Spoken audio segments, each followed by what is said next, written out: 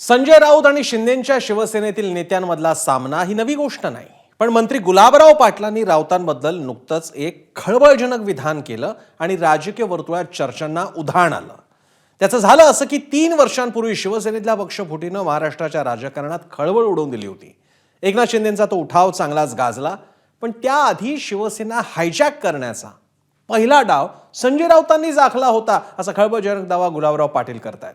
आणि त्यावरून नेमका कसा हा सामना रंगला पाहूयात।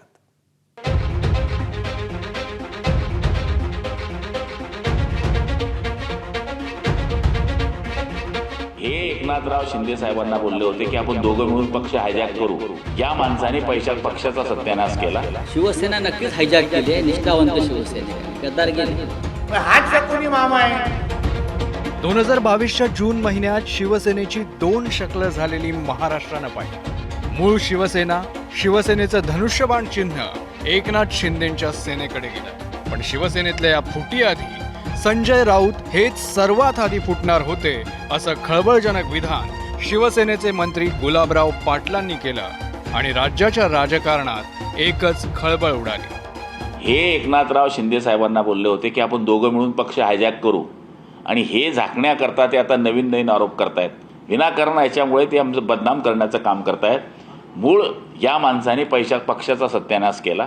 हा पक्ष त्यांना हायजॅक करायचा होता, त्याच्यामुळे ते आता वेगळे आरोप लावून काहीतरी करून मन विचलित करण्याचं काम करतायत। गेल्या 3 वर्षात अनेकदा दोन्ही शिवसेनेत पक्षफुटीवरून आरोप प्रत्यारोप झाले। लोकसभा आणि विधानसभा निवडणुकांमध्येही यावरून शिवसेना विरुद्ध शिवसेना असा सामना रंगला आणि आता महापालिका निवडणुकांच्या तोंडावर गुलाबराव पाटलांनी संजय राऊतांवर टीकेचा बाण सोडलाय।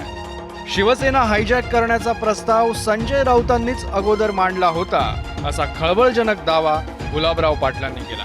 आता यावर संजय राऊतांनी काय पलटवार केलाय ऐकूया।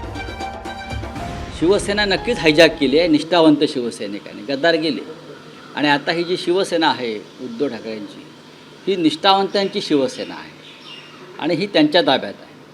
हे बरोबर आहे त्यांचं। आणि हे लोक हायजॅक करणार होते, गद्दार लोक, त्यांना शेवटी पळून जावं लागलं। भय आणि भ्रष्टाचार हा त्यांचा मंत्र आहे। भय आणि भ्रष्टाचारामुळे हे पळून गेले। राऊत बोलले आणि गुलाबराव पाटलांनी त्यांच्यावर पुन्हा उलट प्रहार केला। आम्ही काय गद्दार आहे काय? 35 वर्ष आम्ही शिवसेनेत घातलेली आहे। शिवसेनेकरता आम्ही किती आंदोलन केले हे संजय राऊतला माहीत आहे काय? 92च्या राईटमध्ये आम्ही 3 भाऊ एका बॅरेकमध्ये जेलमध्ये होतो, हे संजय राऊतने कधी पाहिलं आहे काय? 56 तडीपाऱ्या, 307, 151 कधी संजय राऊतने पाहिलं आहे का? आंदोलनं आम्ही दरवेळेस केलेली, हे कधी संजय राऊतने पाहिलं आहे का? आता गुलाबराव पाटील आणि संजय राऊतांमध्ये हा सामना सुरू असताना नितेश राणे कसे मागे राहतील? त्यांनीही राऊतांना शकुनी मामाची उपमा देऊन टाकली आणि गुलाबराव पाटलांच्या विधानाला पाठिंबा दर्शवला। गुलाबराव पाटील जे काय बोलले त्याच्यामध्ये चूक नाही, म्हणून राजसाहेब बाहेर निघाले तरी संजय राऊत त्यांच्या कार्यकर्त्यांनी संजय राऊतांची गाडी फोडलेली आहे। मग हात शकुनी मामा आहे। पण उपमुख्यमंत्री एकनाथ शिंदेंना मात्र या संदर्भात विचारण्यात आलं तेव्हा त्यांनी हा सगळा इतिहास झाल्याचं म्हणत बोलणं टाळलं। गुलाबराव पाटील साहेबांचं म्हणणं आहे की बरोबर संजय राऊत गुवाहाटीला येणार, ते काय खरं आहे? आता झाला इतिहास, आता काय त्याच्यामध्ये। आता 3 वर्षांपूर्वीच्या शिवसेनेतल्या त्या घडामोडींमागचं हे राजकारण आणि त्यावरून होणाऱ्या आरोप प्रत्यारोपांचं हे सत्र संपणार कधी? हे सगळं असंच सुरू राहणार? ब्युरो रिपोर्ट, एबीपी माझा। एबीपी माझा, उघडा डोळे बघा नीट।